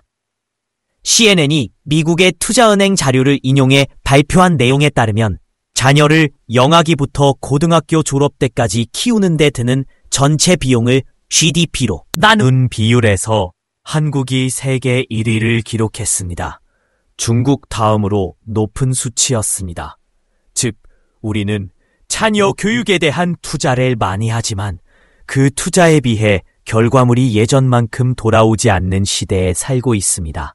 과거에는 사교육에 투자하면 좋은 대학에 진학하고 신규 채용이 많은 시기였기에 취업도 비교적 용이했습니다. 하지만 저성장 시대에는 신규 채용이 줄어들고 중소기업에 입사한 후 여러 번 이직하며 좋은 회사로 옮기는 것이 일반화되었습니다. 이럴 때 기업이 사람을 뽑는 기준은 단순히 학벌이나 스펙이 아니라 해당 직무에 대한 전문성과 인간성, 즉 평판이 중요해집니다. 그래서인지 요즘 대기업 인사팀 관계자들은 모여서 학벌과 스펙은 이제 그만 보자고 말하기도 합니다. 더불어 많은 직업들이 사라지고 있고 새로운 직업들이 생겨나고 있습니다. 영국의 연구. 노후 빈곤층은 중위소득의 절반 이하로 살아가는 사람들을 의미합니다. 남성은 35%, 여성은 무려 65%에 달합니다. 여성은 평소에 경제활동 기회가 적었고 비정규직 중심으로 근무하거나 연금에 가입하지 못한 경우가 많습니다. 남편이 병원비로 재산을 모두 탕진하고 떠나버리면 고령의 여성들은 경제적 위험에 더욱 취약해집니다. 이에 국가적으로 어떤 대비가 되어 있을까요? 우리나라는 이미 1인 가구 비율이 32%에 달하며 가구 유형 중 가장 높은 비중을 차지하고 있습니다. 스웨덴은 57%로 더 높지만 행복도 순위는 오히려 세계 7위입니다. 그 이유는 연금과 의료, 지역사회 지원이 잘 갖춰져 있기 때문입니다. 우리나라도 이제 1인 가구가 보편화되는 시점에서 개인과 국가 모두가 이에 맞는 준비를 해야 합니다.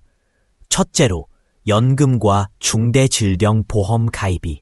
노후 빈곤층은 중위소득의 절반 이하로 살아가는 사람들을 의미합니다. 남성은 35%, 여성은 무려 65%에 달합니다.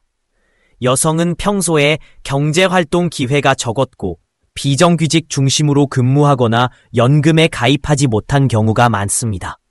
남편이 병원비로 재산을 모두 탕진하고 떠나버리면 고령의 여성들은 경제적 위험에 더욱 취약해집니다. 우리나라는 이미 1인 가구 비율이 32%에 달하며 가구 유형 중 가장 높은 비중을 차지하고 있습니다.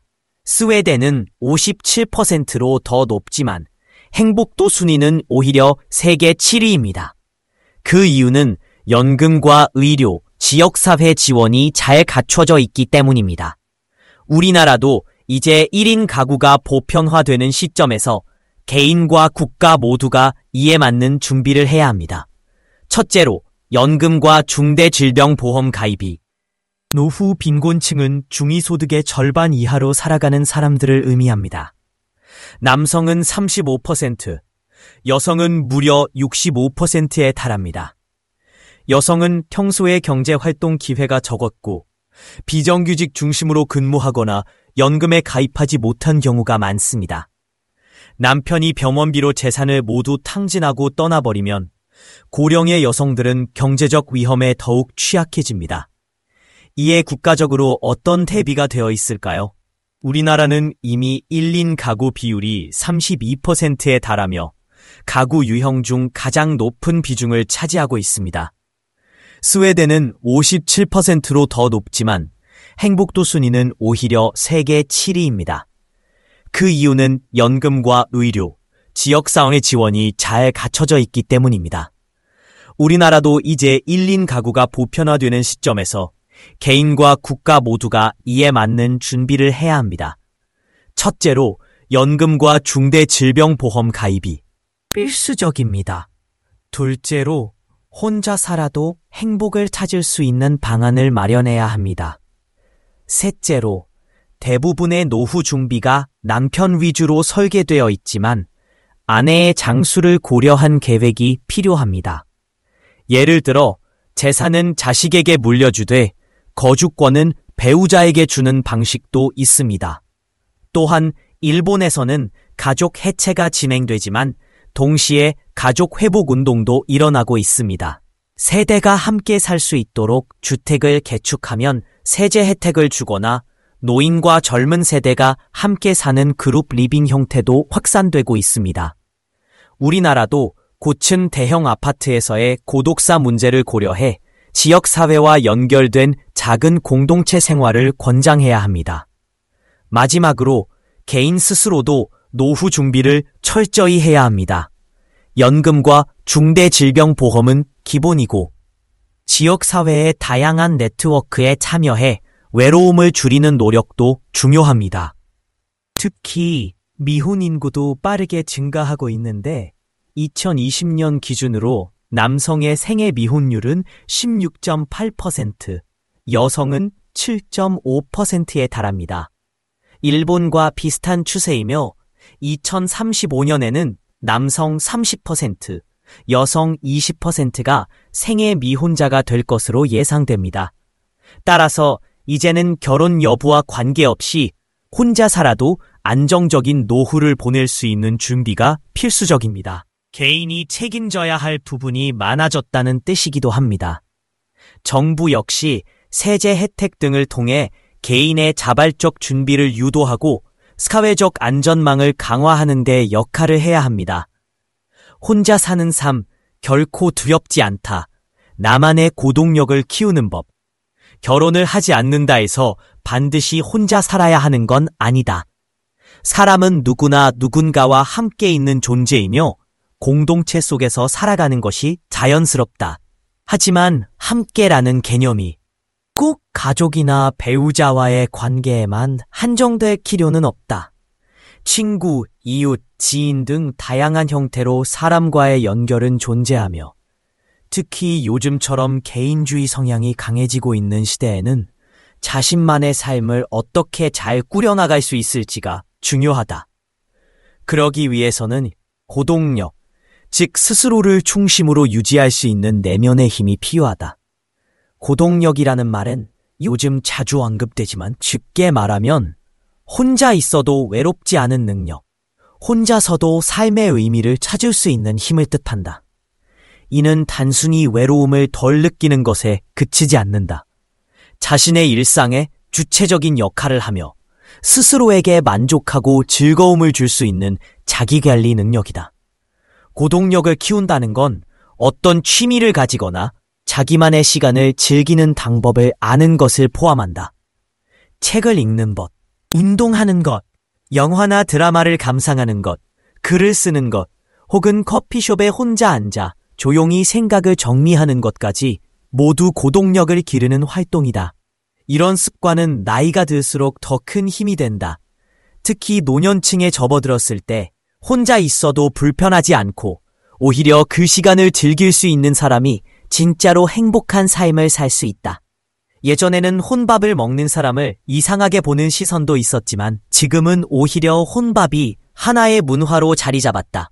혼자 밥을 먹는 게 편하고 자유롭다고 여기는 사람들이 많아졌다는 의미다. 이러한 변화는 단순한 식문화의 변화가 아니라 현대사회의 구조적 변화, 즉 개인화된 삶의 방식을 반영하는 것이다. 결혼 후에도 혼자다 될 수 있다. 황혼, 분할까지 하게 되면 생활의 안정성은 크게 흔들릴 수밖에 없다. 이른바 노파산의 가능성도 배제할 수 없다. 왜 이런 일이 벌어질까? 이유 중 하나는 바로 준비 부족이다. 젊은 시절에는 서로 바쁘게 살아가면서 공유할 시간이 없었고 퇴직 이후 갑자기 함께 보내야 할 시간이 늘어나면서 갈등이 폭발하는 경우가 많다. 특히 남편이 퇴직하면서 집에 있게 되면 그동안 각자의 세계에서 살아온 부부 사이에 스트레스가 발생한다. 일본에서는 이를 재택 남편 스트레스 증후군이라고 부르기도 한다. 이러한 갈등은 우울증, 고혈압, 공황장애, 소화기 질환 등 다양한 신체적, 정신적 문제로 이어질 수 있다. 반면 미국 같은 경우에는 젊은 시절부터 커플 중심의 문화가 형성되어 있기 때문에 퇴직 이후의 갈등이 비교적 적다. 이미 많은 분할까지 하게 되면 생활의 안정성은 크게 흔들릴 수밖에 없다. 이른바 노파산의 가능성도 배제할 수 없다. 왜 이런 일이 벌어질까? 이유 중 하나는 바로 준비 부족이다. 젊은 시절에는 서로 바쁘게 살아가면서 공유할 시간이 없었고 퇴직 이후 갑자기 함께 보내야 할 시간이 늘어나면서 갈등이 폭발하는 경우가 많다. 특히 남편이 퇴직하면서 집에 있게 되면 그동안 각자의 세계에서 살아온 부부 사이에 스트레스가 발생한다. 일본에서는 이를 재택 남편 스트레스 증후군이라고 부르기도 한다. 이러한 갈등은 우울증, 고혈압, 공황장애, 소화기 질환 등 다양한 신체적, 정신적 문제로 이어질 수 있다. 반면 미국 같은 경우에는 젊은 시절부터 커플 중심의 문화가 형성되어 있기 때문에 퇴직 이후의 갈등이 비교적 적다. 이미 많은 개에는 월요일부터 일요일까지 매일 생활비가 들어갑니다. 그런데 지금 이 시대에는 다른 사람들은 임금이 오르고 있고 실제로 우리가 소비하는 물건이나 서비스들의 가격도 엄청나게 상승하고 있죠. 그런데 만약 내가 아무것도 하지 않고 집에서 쉬면서 먹고만 산다면 이 비용들을 감당하기가 정말 어렵습니다. 그래서 오늘은 이런 문제를 어떻게 해결할 수 있을지를 말씀드리려고 합니다. 이미 앞서 언급하신 것처럼 주 3일 정도만 일을 하는 슬로우 워커 방식을 생각해보면 어떨까요? 여기서 말하는 것은 결코 하드워킹하거나 풀타임 직장을 구하라는 이야기가 아닙니다. 요즘엔 생산성이 많이 떨어졌다고들 하지만 과거에 비해 돈을 벌기가 더 힘든 건 맞죠. 그렇다고 해서 내가 예전엔 돈 좀 벌었는데 지금 와서 또 일을 해야 되나? 이런 젊은 노인을 돌보는 활동이 하나의 일거리로 자리 잡고 있다. 한국도 앞으로 유사한 구조로 변화할 가능성이 크다.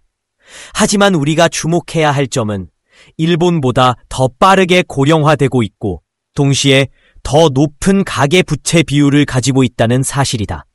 30대의 부채 비율은 131%, 퇴직 시점에서도 83%로 일본보다 훨씬 불안정한 구조를 가지고 있다.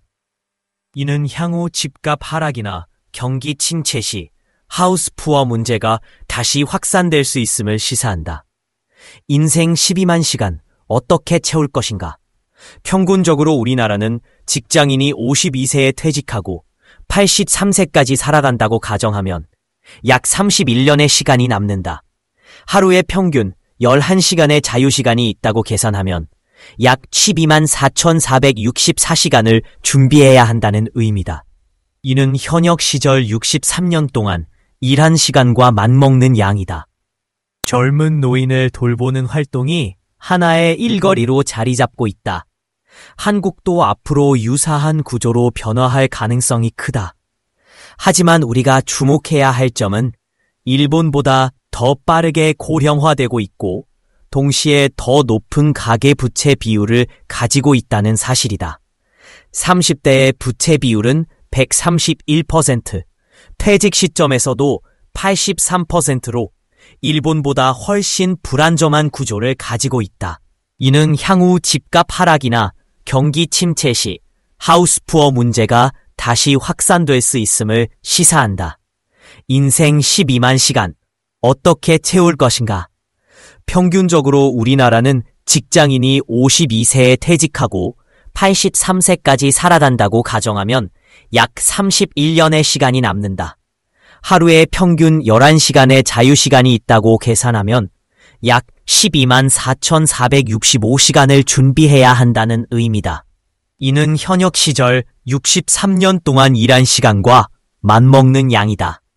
즉, 퇴직 후의 삶은 단순히 쉬는 시간이 아닌 또 다른 인생의 전환점이다.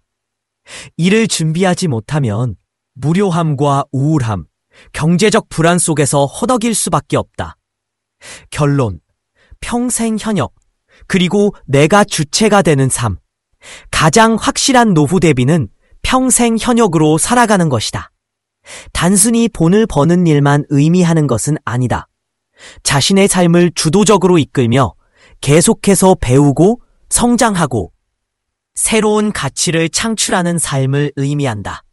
젊은 시절에는 인적 자본에 투자하고 중년에는 건강과 자녀 교육에 신경 쓰며 노년에는 자산 구조 조정과 정신적 안정을 위해 노력해야 한다.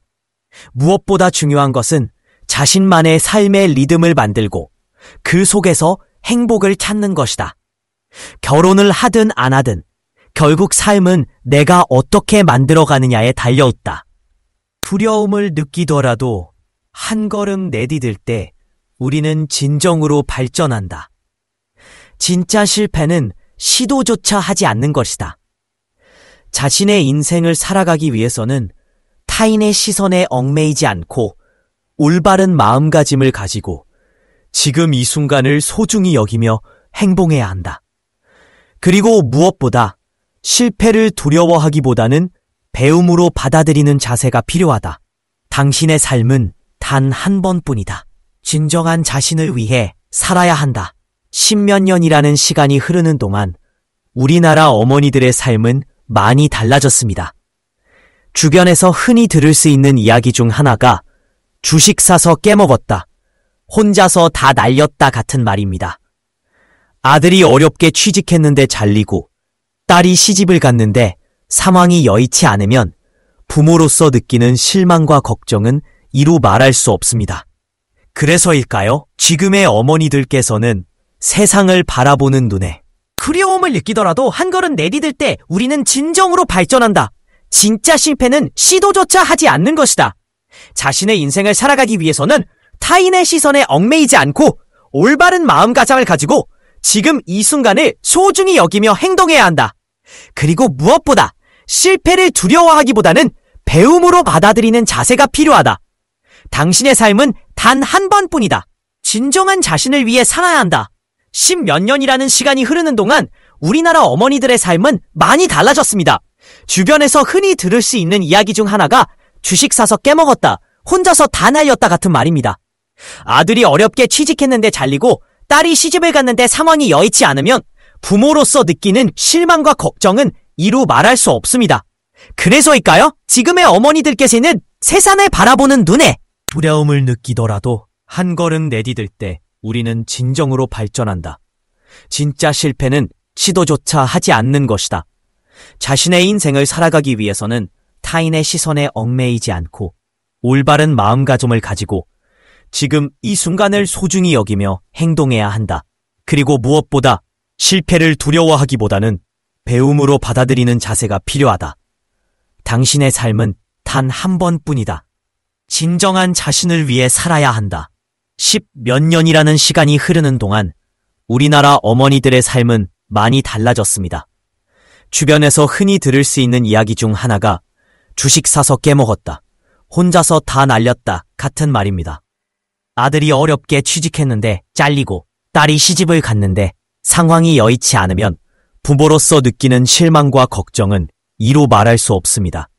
그래서일까요? 지금의 어머니들께서는 세상을 바라보는 눈에 위험밖에 안 들어오시나 봅니다. 입에 위험이라는 단어를 달고 사십니다. 너는 위험한 사람 만나지 마라. 딸에게 그런 얘기를 하지 마라. 그 회사는 위험하니까 가지 마라. 공무원만 해라. 위험한 상품은 하지 마라 등등. 결국 이런 말들을 듣고 자란 아이들은 세상에 대한 두려움부터 먼저 배우게 됩니다.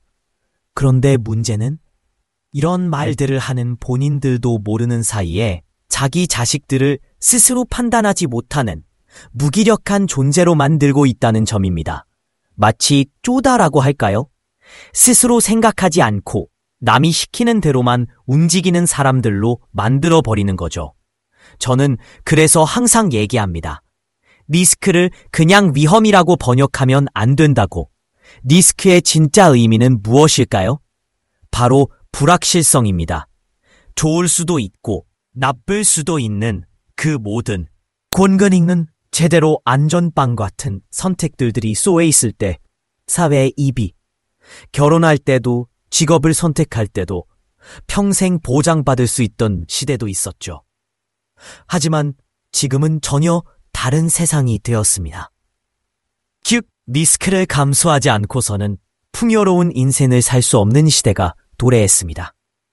제가 공무원분들을 대상으로 강의를 할 때면 이렇게 말하곤 합니다. 죄송하지만 공무원이 안전하다고 생각하시는데 해외 사례를 보면 꼭 그렇지도 않다는 걸 아셔야 합니다. 국민들이 화가 나면 행정기관에도 압력이 들어옵니다. 그러면 민간기업에서는 독사처럼 구조조정을 하고 그런 사람을 불러다가 행정위원장으로 앉혀 칼을 휘두르게 하죠. 그렇게 보면 공무원도 결코 안전하지 않은 위치에 놓여 있습니다. 실제로 지난 5년간 우리나라 공무원 수는 13만 명이나 늘었답니다. 일본 인구는 우리나라의 2.4배인데 오히려 우리나라의 공무원 숫자가 더 많다고 하죠. 국민의 감정이 격해지면 무슨 일이 벌어질지 아무도 모릅니다. 교사 또한 마찬가지입니다. 학생 수가 줄어드는데 선생님의 직업이 얼마나 안정적일 수 있을까요? 이제는 어느 누구도 안전하다고 자신있게 말할 수 있는 직업이 거의 없다고 봐야 합니다. 그런데 재미있는 건 리스크라는 단어의 어원입니다. 라틴어에서 유래된 이 단어는 용기를 갖고 도전한다는 의미에서 비롯되었다고 합니다. 그러니까 리스크는 원래부터 위험이 아니라 용기 있는 도전이었습니다. 우리 아이들도 그리고 우리 자신도 리스크를 피하기보다는 그것을 올바르게 이해하고 용기 있게 맞닥뜨리되 동시에 그것을 관리할 수 있는 지혜를 갖추어야 합니다. 그래야 미래에 희망이 생깁니다. 그런데 현실은 어떻습니까? 엄마들이 아이들에게 그 근처도 가지 마라. 판단은 내가 해줄게. 라고 하면서 결국 아이들의 판단력을 빼앗아 버립니다. 돈도 대신 주고 결정도 대신 해주는 시기죠. 앞으로 이는 큰 문제로 돌아올 것입니다. 왜냐하면 리스크는 좋은 결과를 가져올 수도 있고 나쁜 결과를 가져올 수도 있기 때문에 반드시 개인의 주관적인 판단이 따라야 합니다. 그런데 현재 우리의 교육 방식이나 사회 분위기는 그러한 판단력을 기르는 데 있어 거의 무방비 상태입니다. 그냥 엄마가 알아서 해줄게.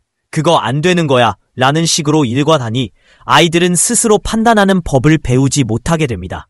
그래서 저는 늘 강조합니다. 우리 아이들에게 필요한 것은 행위의 자립, 의식의 자립, 그리고 경제적 자립입니다. 행위의 자립이란 내가 떠난 자리에 누군가가 와서 훔쳐가는 게 아니라 스스로 행동하고 책임지는 능력입니다. 의식의 자립은 남의 시선이나 평가에 얽매이지 않고 자기 중심을 잃지 않는 내면의 힘입니다. 경제적 자립은 좋은 직장을 얻는 것만으로 설명될 수 있는 개념이 아닙니다. 자신의 능력과 상황에 맞춰 살아가는 기준과 태도를 스스로 세우는 것을 의미합니다. 부모로서 혹은 사회 구성원으로서 우리가 해야 할 일은 아이들에게 이렇게 살아라라는 정답을 주는 것이 아니라 스스로 답을 찾고 그에 따른 책임을 질 수 있는 역량을 길러주는 것입니다. 그래야 아이도 살고 부모도 삽니다. 아침이 오면 우리 몸은 새로운 하루를 시작하기 위한 준비를 합니다. 눈을 뜨는 순간부터 심장이 조금씩 박동을 높이고 깨어나며 세상을 받아들이기 위해 준비합니다.